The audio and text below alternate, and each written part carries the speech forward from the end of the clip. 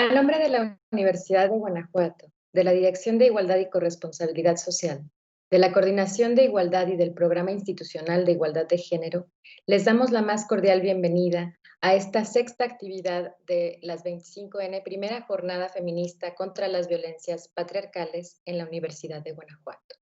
Situadas en el marco de la rememoración de las hermanas Mirabal, Minerva, Patria y María Teresa, quienes fueron asesinadas el 25 de noviembre por orden del dictador Rafael Leónidas Trujillo, del que eran opositoras. En Latinoamérica se conmemora desde 1981.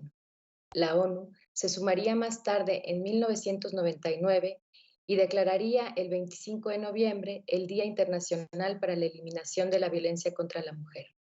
Dicho lo anterior, presento la charla titulada ¿Cómo narramos el feminicidio?, impartida por la doctora Liliana García Rodríguez, de quien me permitiré leer una breve reseña.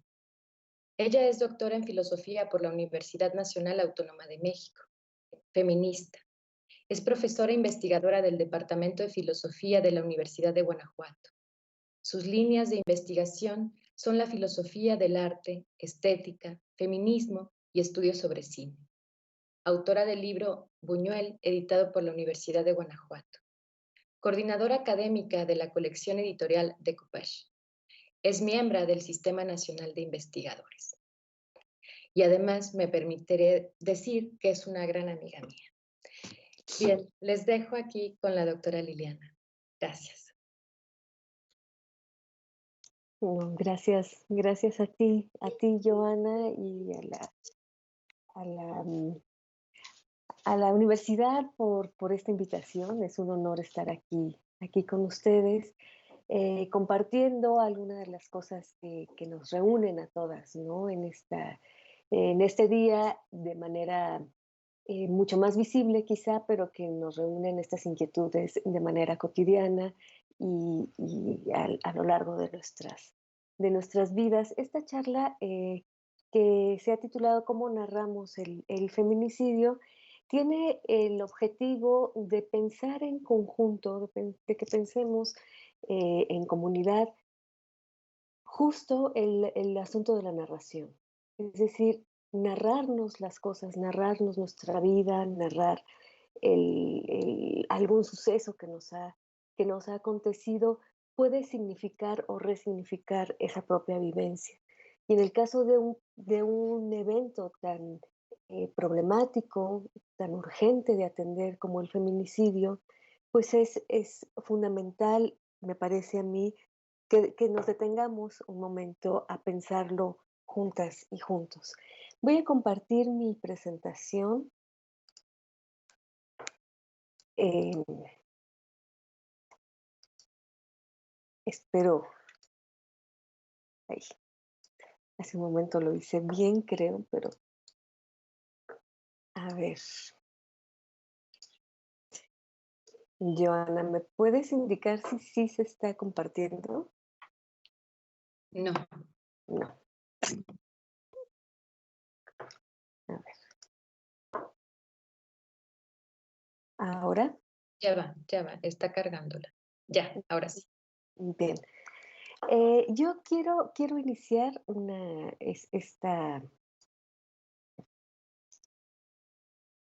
esta charla citando una parte del final, que viene hacia el final del ensayo de Rita Segato titulado La escritura sobre el cuerpo de las mujeres asesinadas en Ciudad Juárez. Me voy a centrar en el caso de los feminicidios ocurridos en Ciudad Juárez por varias razones que iré señalando a lo largo de la charla, pero en principio quiero decir que es porque se trata de un paradigma. Los feminicidios ocurridos en Ciudad Juárez en la década del 90, iniciando en la década del 90, que se empezaron a hacer muy visibles, constituyen un paradigma del estudio y del abordaje a este problemático suceso social. Y en este ensayo que escribe Rita Segato, que es un ensayo ya emblemático, ella dice lo siguiente. Una vez que ha estudiado el asunto, dice: cuando creí que había hecho correctamente mi trabajo de intérprete del texto social y que había dado mi contribución para entender lo que bien podría llamar el enigma de Juárez, recordé una vez más la frase que me estuvo rondando desde el día en que el documental Señorita Extraviada de Lourdes Portillo introdujo el tema en mi vida. Descíframe o te devoro. Descíframe o te devoro. Rita Segato supo del problema que estaba sucediendo en Ciudad Juárez a partir de este documental, dirigido por la documentalista chicana Lourdes Portillo, en donde organiza y organiza en una narración un suceso que para quien lo vea resulta alarmante y resulta amenazante. Es una invitación a entender, una invitación enfática, enérgica, a tratar de entender aquello que está sucediendo, no por la curiosidad de comprender, no solo por la inquietud que tenemos naturalmente por tratar de entender algunas cosas, sino porque aquello puede devorarnos. Con esta fuerza llegó a los ojos, a la mirada y al sentir de Rita Segato, y quizá esta es una idea que vamos a seguir a lo largo de la charla, justo como hay cosas que son amenazantes y que para resistir a la vorágine, acaso la comprensión nos puede ayudar. Yo quisiera recordar con ustedes con quienes recuerden recordar el asunto, el problema en aquellos noventas, en la década del 90. Yo sé que muchas y muchos de ustedes eran niños y niñas y que había quienes pues todavía no nacían, ¿no? Porque son ahora nuestra comunidad universitaria, nuestras y nuestros estudiantes de licenciatura son muy jóvenes, pero yo aquí hice una recopilación de artículos de periódico, de notas de periódico, donde quisiera resaltar una cosa. En el primero vemos asesinan a otra mujer, son ya 7 las mujeres asesinadas, la muerte de Sagrario, encuentran cadáver de mujer en Loma Blanca. Una de las primeras cosas que llaman la atención cuando vemos la prensa de la década del 90 en Ciudad Juárez es la ausencia de la palabra feminicidio. Están hablando de asesinan, de la muerte, de son ya 7, el cadáver, como si se tratara de un crimen o de unos sucesos, sobre todo la muerte de Sagrario. Si ustedes encuentran este encabezado en cualquier lugar, pues puede hablar incluso de una muerte honorable, de una muerte penosa, de una muerte natural. Es decir, estos encabezados no están reflejando, no están haciendo un trabajo interpretativo y comprensivo de un suceso que no era como la muerte de Sagrario o son ya 7 las mujeres asesinadas. Y es en este sentido en que resalta la importancia de nombrar incluso y de nombrar específicamente aquellos sucesos que nos lastiman, aquellos sucesos que nos oprimen, como el término patriarcado. Es importante nombrarlo, es importante que tengamos en nuestro vocabulario y en nuestra comprensión esos conceptos que nos hablan de nuestra situación. Y eso es algo que sucede, miren, el año en el que se detonan los feminicidios en Ciudad Juárez es 1993. Un año antes, en 1992, Diana Russell y Jill Radford, con un conjunto de mujeres feministas investigadoras en diferentes ámbitos, publicaron un libro que se llama Femicide, The Politics of Woman Killing, donde introducen por primera vez el término femicidio, femicide. Yo aquí traje una de las varias definiciones que dan en este texto para dar seguimiento a esto y para tratar de entender y detenernos un poquito en cuál es la potencia y en cuál es el ámbito, los ámbitos que abarca este concepto. El feminicidio, dice Russell, Es la etapa más extrema de un terror continuo contra las mujeres que incluye una amplia gama de expresiones de abuso verbal y físico, como la violación, tortura, esclavitud sexual, particularmente la prostitución, abuso infantil dentro y fuera del ámbito familiar, acoso sexual por teléfono en las calles, en el trabajo, en el salón de clases, mutilación genital, como la clitoriden- clitore- clitoridectomías, perdón, nunca lo puedo decir bien, operaciones ginecológicas innecesarias, heterosexualidad forzada, esterilización forzada, maternidad forzada, psicocirugía, negación de alimentos que tienen lugar en algunas culturas, cirugías cosméticas y otras mutilaciones en nombre de la belleza. En cualquiera de estos casos de terrorismo que resulte en muerte, se denomina femicidio, dice Diana Russell. También otra de las definiciones muy conocidas es el asesinato de las mujeres por el simple hecho de ser mujeres. Quizá esta definición ha sido repetida tanto que perdemos un poco la dimensión de lo que dice. ¿Qué quiere decir? Que se asesine a una persona por el simple hecho de ser lo que es. Significa, entre otras cosas, que el asesinato no tiene como móvil la acción u omisión de la víctima. La víctima no ha tenido una acción o una omisión que haya servido como motivo o motivación de su daño, de la agresión que ha sufrido, sino que y por lo tanto, este crimen no acontece sobre esa persona en particular, sobre esa persona, sobre mí, Liliana, sobre Sagrario, sobre, mm, sino sobre un sujeto o sujeta genérica.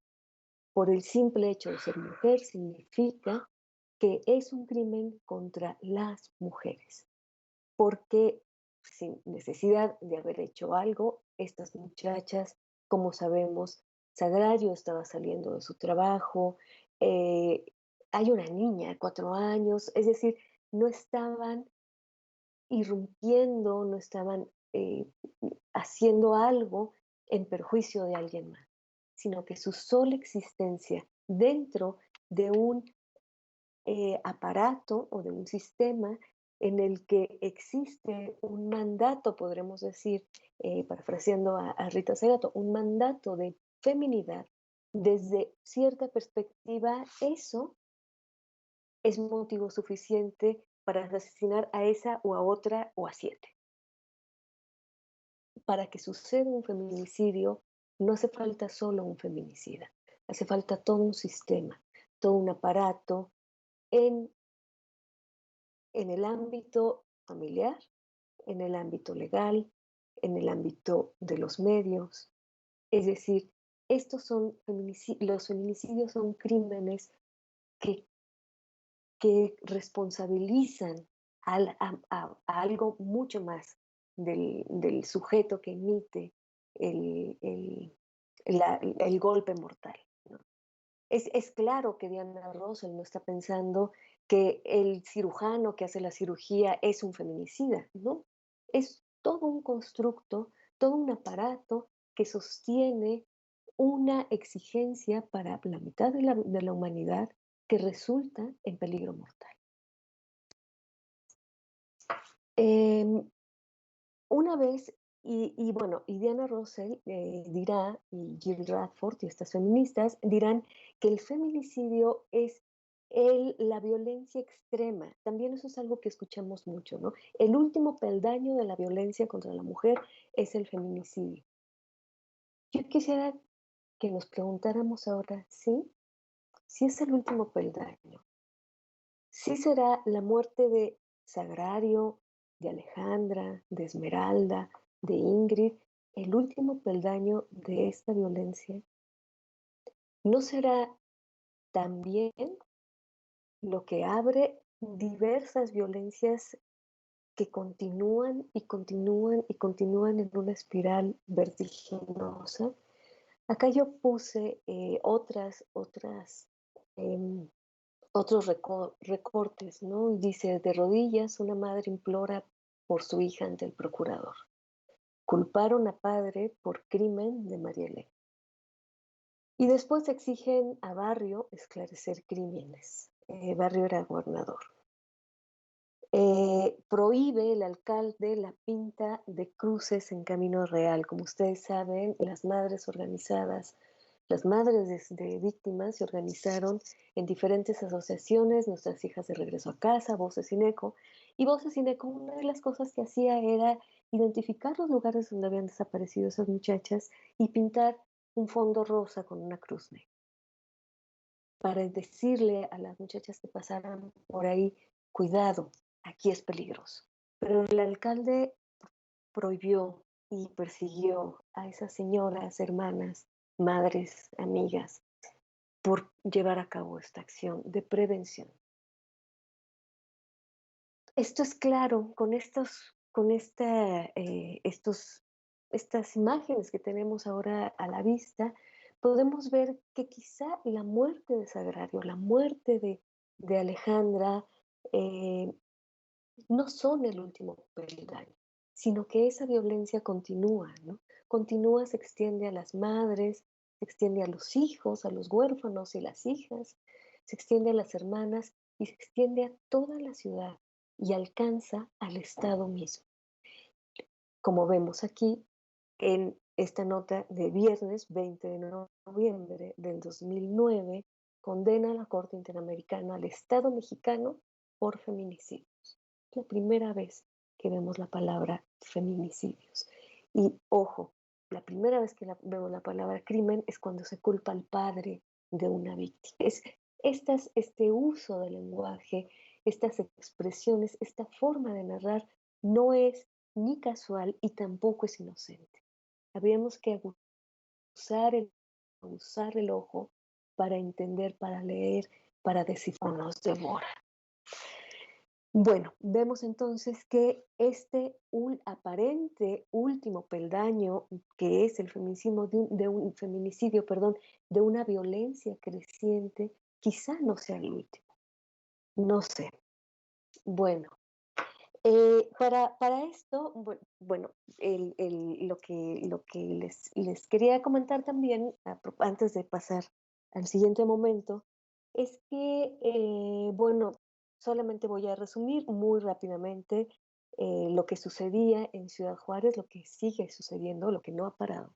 Y es que desaparecían muchachas em, bueno, del camino de su casa al trabajo, de su casa a la escuela, de su casa al centro de la ciudad.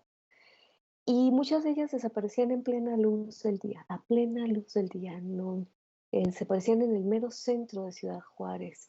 Hay una zapatería Tres Hermanos allí en el centro de Ciudad Juárez, donde desaparecían las muchachas trabajadoras o simplemente una muchacha que fue a comprar allí unos zapatos, desaparece a los 2 o 3 días. También hay una escuela de cómputo donde o iban a pedir informes o trabajaban allí o lo que sea, y algo relacionado y desaparecían. Es decir, es posible, los y las investigadoras, periodistas muy entregadas y entregados como Diana Washington, Sergio González, y criminólogos como Maines, identifican claramente hay puntos, ¿no? Puntos que desde luego ni estaban vigilados, ni nada. Y las muchachitas aparecían alrededor de 15 días después, bueno, de 15 con signos de la tortura, de la violación, em, unos cuerpos muy lastimados, con una serie de evidencias de un infierno previo a su muerte, con mutilaciones muy específicas, y sus cuerpos eran exhibidos en diferentes puntos: Lote Bravo, Lomas de Poleo, el Cristo Negro, los campitos de Pemex, el campo algodonero. Eran arrojados allí con la mitad del tren inferior descubierto, expuesto ante la mirada de las personas. Es un espectáculo, aquello se convirtió en un espectáculo que tuvo renombre mundial, y lo que acontecía una vez más es que las autoridades no creían, siempre los denominaron como crímenes sexuales, crímenes pasionales. Y el problema cuando describimos estos crímenes como crímenes sexuales o pasionales es que los llevamos al ámbito de lo privado, se llevan al ámbito de lo doméstico y entonces es una relación directa y única de agresor-agredida, nada más. Existen muchas teorías, hay quienes han contabilizado alrededor de 40 de qué pasaba y qué era lo que motivaba estos crímenes. Entre ellas podría ahora recordar de manera muy rápida que existía una suerte de envidia o de sentimiento de desplazamiento de los varones de la ciudad porque las maquilas contrataban fundamentalmente mujeres, y entonces era una suerte de venganza. También otra teoría, que era la que estaba señalando el gobierno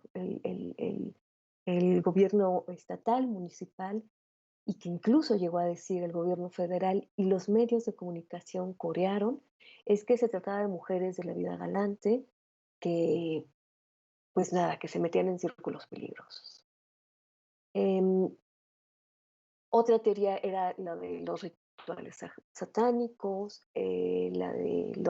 la venta de órganos, la trata de blancas, los videos snuff, etcétera. Bueno, por ahí iba, ¿no? Pero el asunto con estas explicaciones, con estas interpretaciones del suceso, es que cada una de ellas o lleva el asunto, cuando no lleva el asunto al terreno privado, el terreno de la intimidad, lo consideran como un medio para conseguir un producto, ¿no? No como un en sí mismo, sino como un medio para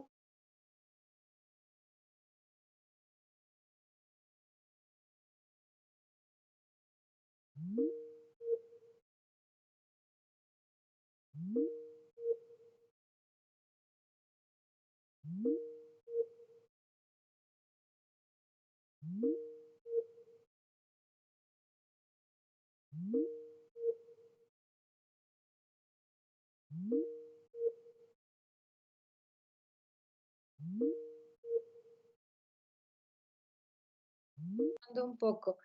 Quizá puedes apagar tu cámara y así el Ok, sonido mejor. Ujú. bien, muchas gracias. Yo espero que así vayamos mejor. Em, Estoy atenta a lo que me digan.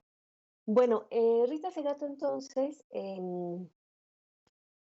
que estudia el problema, lo remite o regresa a algo que ella estudió en años atrás y que reúne en su libro Las estructuras elementales de la violencia, ensayos sobre género entre la antropología, el psicoanálisis y los derechos humanos.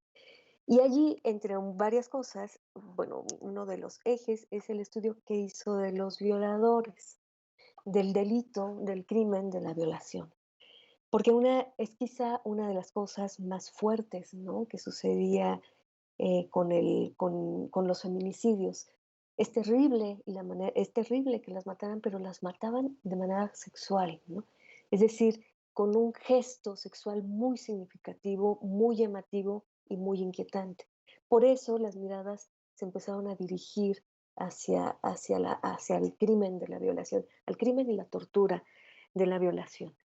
Em, bueno, acá tenemos en esta diapositiva la tragedia pasional, ¿no? El caso de la violación, el crimen, la tortura violatoria como un ámbito privado, pero son los estudios feministas quienes trasladan esta tortura del ámbito privado al político. Un texto que es un referente fundamental es Susan Brown Miller en este libro que se llama Contra nuestra voluntad. Em, Diana Rosell también tiene violación en el matrimonio. Andrea Dworkin, en su libro Life and Death, Vida y Muerte, también está abordando la tortura de la violación. Y todas ellas coinciden, o digamos que la teoría feminista tiene un hallazgo muy valioso en torno a este tipo de tortura. Y es que la violación no es un ámbito privado y no tiene por principal motivación el deseo sexual. La, la causa o lo que motiva una violación no está cifrada fundamentalmente en un deseo, ¿no? No se trata de un sujeto que no puede controlar sus impulsos sexuales y entonces se explota. No, la violación es pública, la violación es incluso política. La violación, dicen ellas, es una expresión significativa. Esto es lo que la teoría feminista nos dice, ¿no? Una expresión significativa. El violador le dice algo a su víctima. No debiste provocarme de esta manera, no debes salir a la calle, no debes quedarte en tu casa. Es una sanción. La violación como un castigo. La violación como una moralización incluso. Rita Segato lo dice, el violador es un es un moralista. Entonces, con este hallazgo, ¿no? Este hallazgo del feminismo en torno a la tortura, de la violación, encontramos que se trata de una violencia que, por un lado, es expresiva, el violador le está diciendo algo a su víctima y por eso se trata pero el marco en el que se dice, en el marco significativo de ese decir, es un marco social, es un marco político. Rita Segato, en este libro, continúa con esta teoría feminista, pero añade una cosa más. Ella dirá que en efecto estará completamente de acuerdo en que la violación es una expresión significativa, el violador le dice algo a la víctima y el violador es un moralista, pero ella encuentra otro eje. Este eje, el de Brown Miller, el de Dworkin, el de la teoría feminista, es un eje vertical, ¿no? Del agresor hacia la agredida o hacia el cuerpo agredido. Pero Rita Segato encuentra que hay otro eje que es un eje horizontal. El violador, dirá Rita Segato, no mencioné esto, pero Rita Segato hace un estudio con entrevistas a violadores, a muchos violadores, ya cumpliendo su sentencia en las cárceles de Brasil, y a partir de ello es que ella empieza a tejer esta teoría. Y ella encuentra ese otro eje, encuentra que el violador nunca actúa solo, que la violación siempre es colectiva, ya sea que esté presente otra persona allí físicamente o en el paisaje mental del violador. Y eso otra significación que existe en la tortura de la violación no se dirige a el cuerpo violado, sino a sus pares. El varón que viola está dirigiéndose, le está diciendo algo, sí, al cuerpo violado, pero también a sus pares, a sus fratrias. Les está pidiendo, dice Rita Segato, acceso a al conjunto, a la fratria, ¿no? Porque en este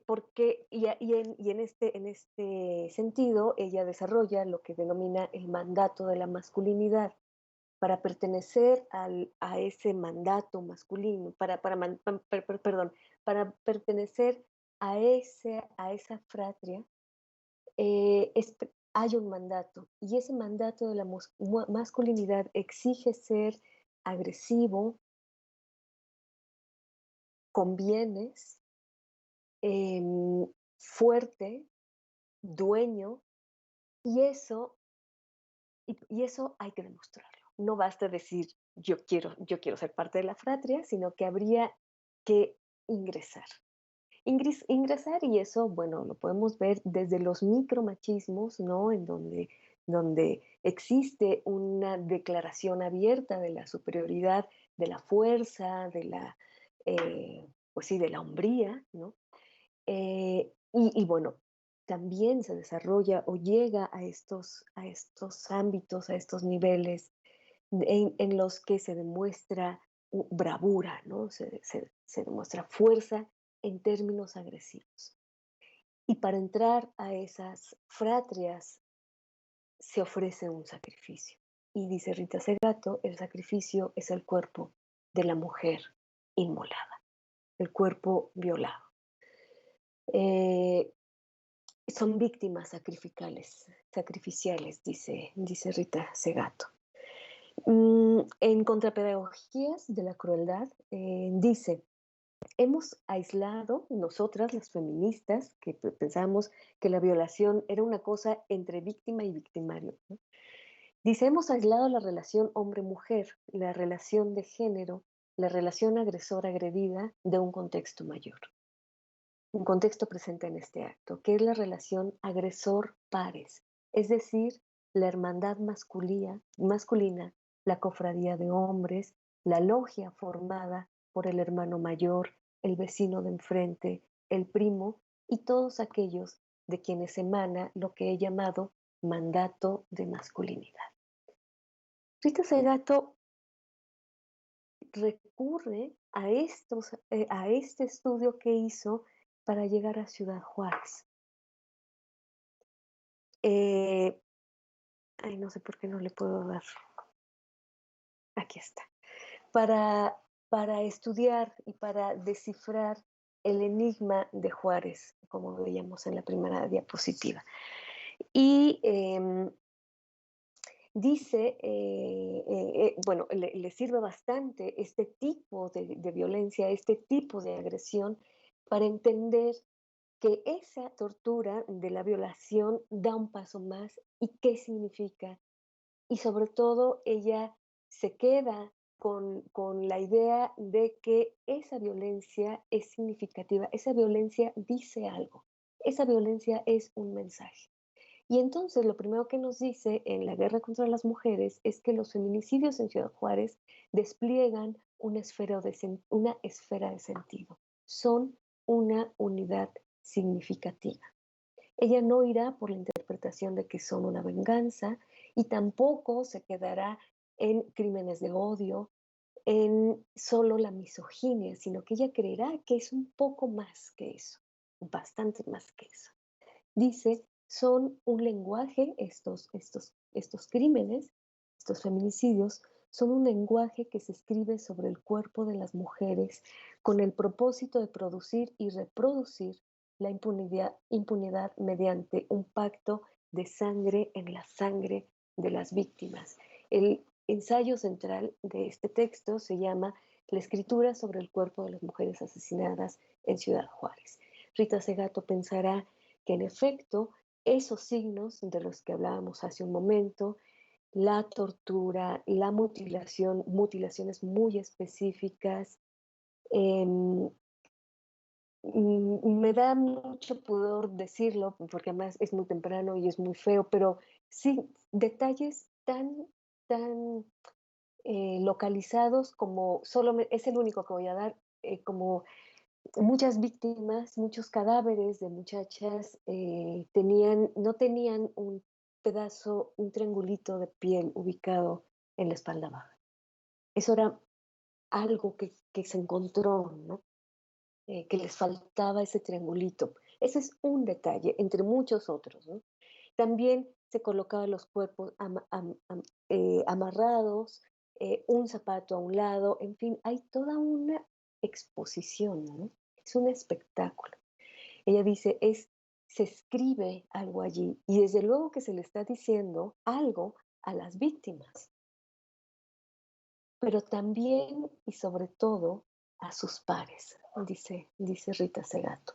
Los perpetradores de estos feminicidios le están diciendo algo a sus pares y bueno, aquí ella está pensando cómo o está recorriendo las investigaciones que se han hecho que señalan como responsables efectivos de ellos a cofradías, en efecto, ¿no? Un conjunto de personas poderosas, empresarios, gente con mucho dinero, que tenían fiestas, que entre muchas de sus cosas, bueno, organizaban fiestas, orgías terribles, ¿no? La policía, ¿no? La policía también se sabe, hay testimonios que fueron policías quienes no solamente las llevaban, sino participaban en estas torturas y desde luego, y muy importante, el narcotráfico. Como ustedes saben, en la década del 90 el cártel de Juárez está consolidándose. Em, entonces, y también se sabe que hay personas en el gobierno implicadas, que eso es muy grave, ¿no? Entonces, dirá Rita Segato que fíjense que ella un poco voltea la cosa. Escuchamos decir que ¿por qué se mata a tantas mujeres? Pues porque se puede, porque no pasa nada. Pero dirá Rita Segato que en efecto la impunidad juega un papel muy importante, pero no en este sentido, sino que los feminicidios, al menos los de Ciudad Juárez, estaban proponiendo la impunidad, estaban imponiendo la impunidad. Es decir, presentar un cadáver aquí, otro allá, 7 en este lugar, 8 en otro, era un mensaje para las autoridades en los que se estaba proponiendo la impunidad, se estaba orillando a las autoridades a que la impunidad reinara en la ciudad. Ese era el mensaje de la impunidad. No lo hacían porque existiera, sino, bueno, sí, en parte también, lo hacían porque había una cultura de la impunidad, pero no a estos niveles. Estaban llevando la impunidad a niveles inaceptables, pero que fueron aceptados. Dice, la lengua del feminicidio utiliza el significante cuerpo femenino para indicar la posición de lo que puede ser sacrificado en aras de un bien mayor, de un bien colectivo, como es la constitución de una fratria mafiosa. El cuerpo de la mujer es el índice por excelencia de la posición de quien rinde tributo, víctima cuyo sacrificio y consumición podrán más fácilmente ser absorbidos y naturalizados por la comunidad. Lo que dice Rita Segato, entonces, es que se instaura un nuevo lenguaje, el lenguaje de la impunidad, el lenguaje sobre todo de la violencia. Lo que sucedió en aquellos años en Ciudad Juárez es que se ensayó y se implementó el lenguaje en el que, me parece a mí, de manera muy lamentable, hablamos hoy. Hablamos como sociedad, no nada más en el país, sino muy lamentablemente en el resto de Latinoamérica. ¿A qué me refiero con esto? El lenguaje que se instaura es el lenguaje de la violencia. Piensen ustedes, esto fue en el 90, empieza en el 93, es un sexenio, el sexenio está terminando el de Salinas, iniciando el de Cedillo, continúa en 2000 con el sexenio de Fox y en 2006, piensen ustedes si este lenguaje no se extendió a todo el país. Piensen ustedes si acaso el narcotráfico, que era quien estaba instaurando este lenguaje en Ciudad Juárez en la década del 90, no lo usó en todo el país, en esos cuerpos arrojados en las calles, con teléfonos celulares pegados con la loca en una mano o metidos en la boca. Todo eso que se decía a través de los cuerpos. Se estaba instaurando un lenguaje, el lenguaje de la violencia, pero para qué, pero como, y todo lenguaje, toda implementación de un lenguaje es, dice Rita Segato, colonizador. Como ahora acá hablamos castellano y no náhuatl o maya o qué sé yo, ¿no? O sea, todo lenguaje que se impone es el lenguaje del que está luchando de manera que está luchando para imponerse en un sentido colonialista y aquí se hizo una guerra que inició proponiendo este lenguaje, pero para que pudiera ser aceptado este lenguaje, porque lo tenemos que aceptar como hablantes, se presenta en primera instancia con lo que puede ser más aceptable. Y es mucho más aceptable, piensa Rita Segato, y este es el filo feminista, la muerte de mujeres, pero no solo mujeres, mujeres pobres, racializadas, por las que o a las que o no le van a doler a nadie, o bien solo le van a doler a sus allegadas y a sus allegados, que son personas muy pobres. Diana Washington, en su libro Cosecha de Mujeres, recuerda y hace un reconocimiento muy significativo a las organizaciones de las madres de estas muchachas que se reunieron para pintar cruces, y que lo que hicieron, que lograron mucho, se reunieron con las madres de la Plaza de Mayo, qué sé yo, ¿no? Pero simplemente no pudieron continuar porque no tenían dinero ni para el camión. Diana Washington dice, la pobreza es un enemigo muy fácil de vencer. Entonces, claro, esta instauración del lenguaje de la violencia se da a partir de las muertes que se aceptan sin mayores reparos. No quiero decir que no nos dolieron, que no significaron lo que significaron, pero fueron el, digamos, la cuña con la que entró este lenguaje violento y después niños, hombres, y bueno, después se generalizó hasta nuestras fechas. Yo quisiera recordar aquí a la escritora Fernanda Melchor, que cuando ella habla de la escritura de sus crónicas, Esto no es Miami, dice que una de las críticas que le hicieron a sus crónicas es que decía, por ejemplo, ¿no? Y el narcotráfico, esa es una crónica en torno a la violencia del narcotráfico en Veracruz, y ella dice, bueno, una de las cosas que le criticaban era cómo hablaban, cómo escribían, ¿no? Y entonces los cuerpos los introdujeron en bolsas, y dice que no usaba la palabra embolsado. Dice, pero yo no usaba la palabra embolsado porque ese es el lenguaje del narcotráfico que yo no voy a reproducir. Entonces, finalmente este lenguaje en palabras como específicas, pero sobre todo, bueno, en palabras específicas que son fratrias, quizás en un momento cuando hablaba de fratrias podría sonar como en las cofradías estas de ojos bien cerrados, ¿no? Pero no piensen, y creo que Rita Segato está pensando particularmente en el caso de Ciudad Juárez, en las fratrias del narcotráfico que sí que son fratrias, ¿no? La impunidad como algo que se implementa mediante la exhibición, mediante este dramatismo de los cuerpos que se introduce de manera muy violenta el lenguaje de la violencia, que también, dice Rita Segato, busca desensitizarse, es decir, desensibilizarnos, ¿no? Podríamos ponerlo ahí. Que también yo pienso que se instauró en toda la nación con términos, expresiones como víctimas colaterales o todas aquellas expresiones que hemos escuchado de, pues, en algo andaba y se ganó lo que hicieran. Lo mismo que se decía de las muchachas en Ciudad Juárez, se dijo, se repitió hasta el cansancio de todas las víctimas o de muchas de las víctimas de la guerra con el narcotráfico. Ya mataron a fulano, pues en algo andaba, ¿no? Es- no es algo, lo que señala Rita Segato no es algo descabellado, ¿no? Me parece. Dice, no se trata simplemente de violencia, es una violencia muy específica, sino de un tipo de violencia muy particular por la cual la victoria, la aniquilación, no resulta de una muerte humana, sino de la sustracción de la humanidad de lo aniquilado. Matar como robo de la sacralidad de la vida.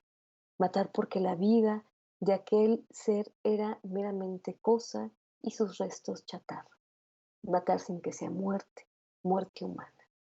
Son muertes sin ritual. Es un asesinato sin crimen. Lo que resulta muy aterrador es que estas muertes, para restarle significación, se les enviaba al ámbito de lo privado, ¿no? Como si el ámbito de lo privado no fuera ni humano, no fuera, en fin, bueno, allí hay muchas cosas que pensar. La pregunta o la inquietud es no solo qué hacer, sino qué se ha hecho, qué hemos hecho. Y yo creo que así como resulta muy aplastante, así como resulta muy em, angustiante darnos cuenta de que acaso se instauró un lenguaje, acaso se extendió y que este caso de manera particular expone de manera muy clara que el problema de la violencia contra las mujeres no es un problema nuestro, es decir, solo de nosotras, sino de toda la humanidad, sino de todo el país. Y como dice aquí, matar como robo de la sacralidad de la vida. Despojar, o sea, aventar esos cuerpos como chatarra, como después se llenaron los basureros de este país de cuerpos como chatarra. Algo de humanidad perdimos, estamos perdiendo allí, ¿no creen? Esas son las cosas que a mí me inquietan mucho, ¿no? Y que creo que nos inquietan de manera muy visible en días como hoy, pero que estamos todos los días escuchando en la prensa, de una y otra. La pregunta es si han logrado quitarnos la humanidad, quitarnos la sensibilidad. Yo creo que no, porque, porque hay quienes han dado la batalla y quienes siguen trabajando todos los días para combatir este lenguaje que se instauró. Yo quisiera, bueno, recordar esta frase que atormentó a Rita Segato, descíframe o te devoro, y recuperar solo una de las expresiones, de las muchas expresiones que, ha, que le ha hecho frente o que resiste al lenguaje de la violencia. Y es el documental en torno al feminicidio, el documental nacional en torno al feminicidio es, que ha sido muy visible de manera internacional. Aquí está desde luego Señorita Extraviada, que es sin duda el más importante, el primero sobre el tema y bueno, acaso el mejor, ¿no? Está Bajo Juárez, la ciudad devorando a sus hijas, bueno, desde mi perspectiva es una obra maestra. Está La Carta, Sagrario nunca has muerto para mí, Seguir viviendo, Ecos del desierto y Mujeres de arena, algunas ficciones como Border Town, Backyard y el último que se estrenó este mismo año, hace apenas unos meses, Las tres muertes de Maricela Escobedo. ¿Qué tienen en común estos documentales? En común entre sí y en común como las canciones, ¿no? Las canciones que escriben nuestras compañeras feministas, entre ellas la gran Rebeca Lane, que bueno, pues la vamos a tener aquí el viernes en estas jornadas, cosa que es muy significativa, ¿no? Con la literatura que se ha escrito, eh, en fin, ¿no? Con trabajos de recuperar la humanidad a partir de narrar otra cosa. Lo que tienen en común, aparte de esto, es que acuden a las voces, acaso las voces más con más verdad, las voces, lo dice Lourdes Portillo en Señorita Extraviada. Yo llegué a Ciudad Juárez y nadie quería hablar, todo el mundo tenía miedo de hablar, y quienes hablaban me decían, no, ya agarraron al culpable, no, no sé qué. Solamente las madres de las víctimas y los familiares directos hablaban, eh, y podías confiar en lo que decían, ¿no?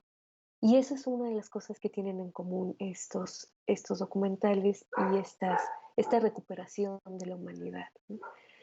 Al lado de Era una prostituta, ella se lo buscó, tenemos a Sagrario, a la madre, a Paula, a la señora Paula, la madre de Sagrario, hablando de su hija, a la señora Irinea, porque bueno, ya sabemos, esto en Ciudad Juárez está ahora lamentablemente en todo el país. En el Estado de México, la señora Irinea, que es un caso emblemático de su hija Mariana Buendía, que llevó el caso a la corte. Mariana Buendía fue asesinada por su entonces pareja, un policía judicial, y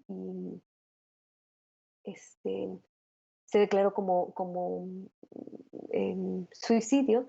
Pero la madre, Irinea, llevó el caso a la Suprema Corte de Justicia y entonces logró una de las cosas por las cuales yo sé que le estamos eternamente agradecidas a la señora Irinea, y es la ley Mariana Buendía que por orden, eh, por ley, todo asesinato de mujer violento, toda muerte violenta de mujer en este país se debe investigar también como feminicidio. Y también a partir de esa ley, la ley Mariana Buendía, todo el seguimiento, todos los pasos por ley deben tener perspectiva de género. Es decir, estas voces que recuperan la verdad de la vida humana como una vida humana, como el asesinato injusto que no solamente mata a Alejandra, a Ingrid, a Sofía, a Paulina, que no solamente las mata a ellas, sino que va matando un pedazo, poco a poco, un pedazo de nuestro orden social, político, pero también de nuestra humanidad. Ellas van recogiendo cada uno de estos pedazos y haciéndole frente y dando la batalla para descifrar y que no nos devore ese lenguaje de la violencia. Yo quiero terminar esta charla en silencio y quiero dejar con ustedes a la vista algunas de las cartas de las madres que les escriben a sus hijas.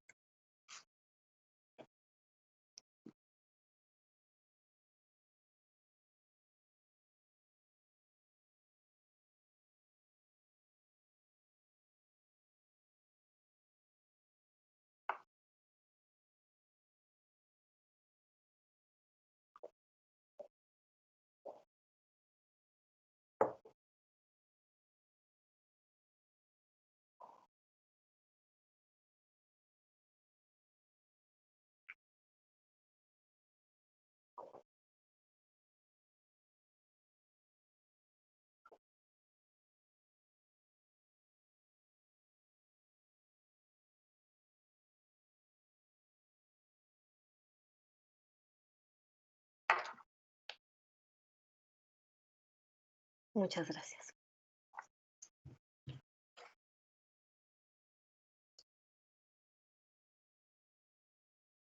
Bien, muchas gracias, doctora Liliana, por esta charla y por presentarnos este argumento tan importante que han señalado las feministas y que ha, digamos, desarrollado Rita Segato también. Vamos a pasar a una sesión, bueno, a una parte de preguntas. No sé este, si por aquí en el chat pueden hacerlas, o bien también, si gustan, pueden levantar la mano y abrir el micrófono aquí en Teams, o estoy atenta también a Facebook. eh, Esperamos un poco. Eh, Leo mientras comentarios del chat. Muy doloroso, un abrazo. Gracias, un abrazo inmenso, Paloma Sierra. Un abrazo, Paloma. Me quedo a la espera. Si alguien tiene algún comentario, alguna pregunta para la doctora Liliana.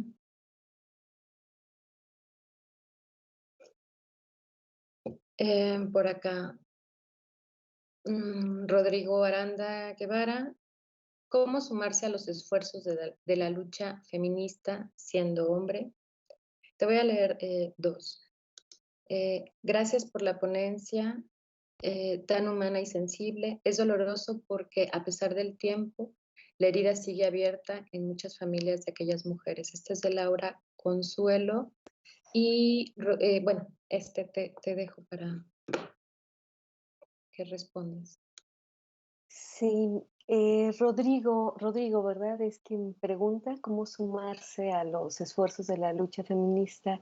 ¿Qué tal, Rodrigo? Buenos días. Buenos días. Bueno, la pregunta que tú haces es una pregunta que a mí un poco me da mucha esperanza y me hace sentir muy bien, porque afortunadamente la he escuchado muchas veces. Me han preguntado muchas veces esto que tú preguntas y me parece a mí que es un gesto de, pues nada, de interés común y que abre la posibilidad de una lucha en la que yo insisto mucho, ¿no?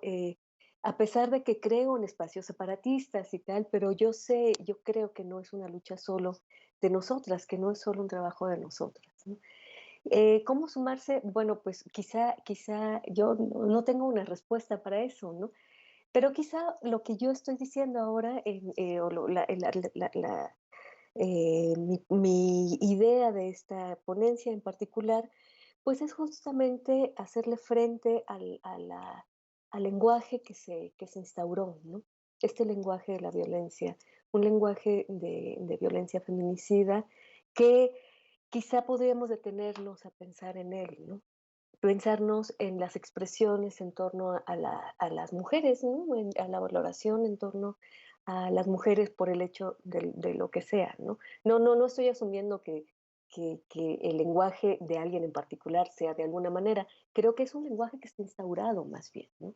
Creo que es un lenguaje que está allí presente en tanto en imagen como en el habla, como en la escritura, y quizá lo que podríamos hacer, no solo tú como varón, sino como sociedad, es revisar la manera como nos expresamos o cómo aceptamos que las demás personas se expresen en torno a las mujeres, ¿no?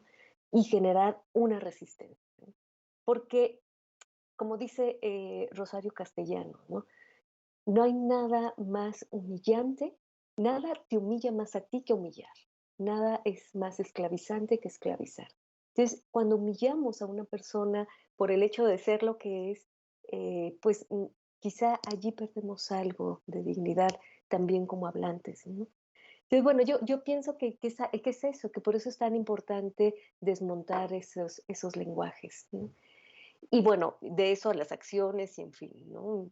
Creo que es lo que podría decirte específicamente en relación con lo que vimos hace un momento. No sé si esto si responde lo que preguntabas, Rodrigo. Sí, doctora, muchas gracias. Lo que sucede es que cuando existen ciertos movimientos dentro del feminismo, como el separatismo, en donde incluso participar como hombre a veces es visto como malo. Y de cierta manera lo entiendo, pero definitivamente yo como hombre no quiero protagonizar en un movimiento que no me corresponde. Por eso era la pregunta y usted ha Claro, contestado de manera acertada. Muchas gracias, doctora. claro, sí, y también, bueno, pues eso, ¿no? Em, entiendo que a veces ustedes sientan que los espacios separatistas pueden ser agresivos, ¿no? Pero tienen un sentido y quizá respetar ese sentido es una manera de contribuir y sobre todo saber que no son los únicos espacios donde pueden contribuir, ¿no? Sino es toda una estructura. Entonces, pues sí. Había otra cosa, Joana. Sí, hay un par de preguntas más, las voy a poner. ¿Cómo ser asertivo y actuar al momento de detectar un micromachismo? Esa es una. Luego, gracias por sacudirnos de una manera tan sensible y ayudarnos a resignificar el lenguaje y con ello las representaciones mentales y sociales. Gracias por la ponencia, doctora. Desde las aulas, como profesoras, podemos incidir en los alumnos con el respeto hacia sus compañeras, dejar de hacer comentarios misóginos, por ejemplo. Y hay una pregunta en YouTube. Dice, ¿dónde podemos encontrar información sobre feminicidios y feminismo de Lilia Gómez? Bueno, y gracias, de verdad, doctora. Eso sería. Entonces, si quieres responder y también ir como cerrando. Ujú. Sí. Bueno, no sé quién es Lilia Gómez, entonces no podría responder esa otra pregunta, perdón, pero sobre feminicidio hay muchísimo, además de lo que estuve refiriendo de Rita Segato. Existen documentos oficiales, ustedes pueden revisar, todo esto está, si ustedes buscan en el Google o donde sea, Por ejemplo, las recomendaciones de Amnistía Internacional en torno a los feminicidios en Ciudad Juárez, hay un documento muy importante y que además es narrativo, ¿no? Parte del caso del feminicidio de Lilia Alejandra, y a partir de eso es un informe muy completo y que alumbra bastante el asunto, ¿no? También está lo de la doctora Monarrés, ¿no? Que ha escrito muchísimo, es de las primeras en escribir sobre feminicidio. Desde luego está lo de, ay, nuestra feminista, quien lleva la ley en contra de no, a favor de una vida libre de Lagarde. violencia. Lagarde, gracias, ¿no? Marcela Lagarde, en fin, ¿no? Hay muchísima bibliografía. Si les parece bien, puedo hacer como una bueno, puedo reunir algunas cosas y se las paso a la maestra Carla para que esté allí en los comentarios. Y bueno, ya estoy viendo aquí en el chat, no, gracias a ustedes por su atención, de verdad, gracias a ustedes. Em, y había una de cómo ser asertivo al actuar y al momento de detectar un micromachismo. Yo creo que eh, la asertividad o eso, en realidad, lo que podríamos pensar ahí o a lo que podríamos acudir es a la honestidad, ¿no? Más que pensar en como cosas asertivas, sino en la honestidad, buscar en su sentir, ¿no? Preguntarse qué estoy sintiendo ante esto y, y confiar en su intuición. Las cosas saben mal, ¿no? Es decir, luchar en contra de esa violencia o sea, yo creo que cuando se te pide humillar para quedar bien en una reunión cualquiera, de un micromachismo, ¿no? Pues yo quiero creer con toda mi alma que algo en tu interior sabe que eso, ahora sí, no está chido, ¿no? Confiar en eso, escuchar eso, antes que a la fratria, ¿no? Antes que al impulso de pertenecer. Me parece a mí que esa sería una estrategia que podría funcionar. Y bueno, sí, desde las aulas, desde luego, lo mismo, ¿no? Lo mismo, con esta honestidad. Porque yo creo que el rescate de nuestra humanidad no lo vamos a encontrar en fórmulas, en algo que nos venga de fuera, sino está en el interior, ¿no? En eso que nos une como humanas y como humanos.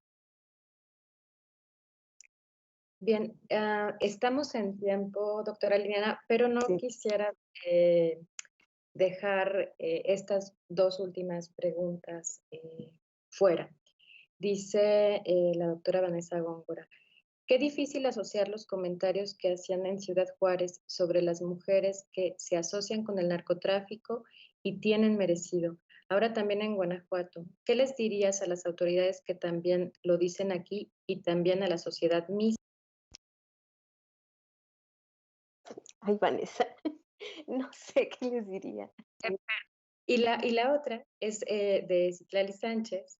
Dice, la pregunta sería si ahora que hay más herramientas críticas para detectar el feminicidio, si este ha estado siempre presente en México o si en el caso particular, perdón, si ha estado presente siempre. Se fue tu audio, Joana. Sí, es que no sé por qué se la pregunta es, ahora que hay más herramientas críticas para detectar el feminicidio, pero siempre ha estado presente, en el caso particular de México, los feminicidios se han agravado por la actividad del narco o ambas. Bueno, eso. Entonces, Ya. nos quedamos con esas dos y vamos ya cerrando así, Ok, muy sí, ya. rapidito. Vanessa, yo muchas gracias por tu pregunta, por tu escucha y tu compañía.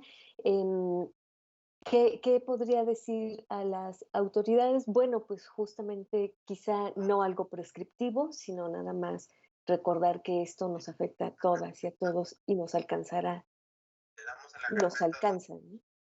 Nada más tener conciencia un poco de eso, ¿no? De que es un problema de todas y de todos y que necesita ser atendido. Y con lo que pregunta Citlali, ¿qué tal Citlali? Em, pues sí ha ido aumentando. De hecho, Rita Segato propone una nueva categoría, no feminicidio, sino femigenocidio, para dar cuenta de este tipo de crímenes, de asesinatos de mujeres por parte de criminales. Yo nada más quiero cerrar diciendo que la prensa ahora ya no es como tan fuerte como la que fue en los 90 en Ciudad Juárez, cuida un poco más las formas y entonces tenemos que abusar más el ojo, ¿no? Porque el mensaje sigue allí, aunque no se diga por su culpa. Entonces habría que estar muy, muy, muy atentas a este tratamiento, porque es importante cómo nos narramos. Muchas gracias. Muchísimas gracias, doctora Liliana. Maestra Priscila, ¿podría compartir la pantalla, por favor?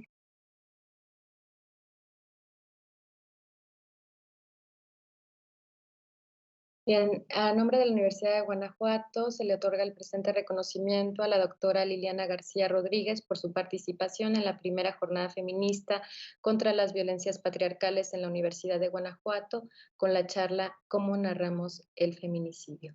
Muchísimas gracias y nos vemos hoy a las 13 horas con la siguiente actividad. Muchísimas gracias. Hasta luego. Gracias, hasta luego.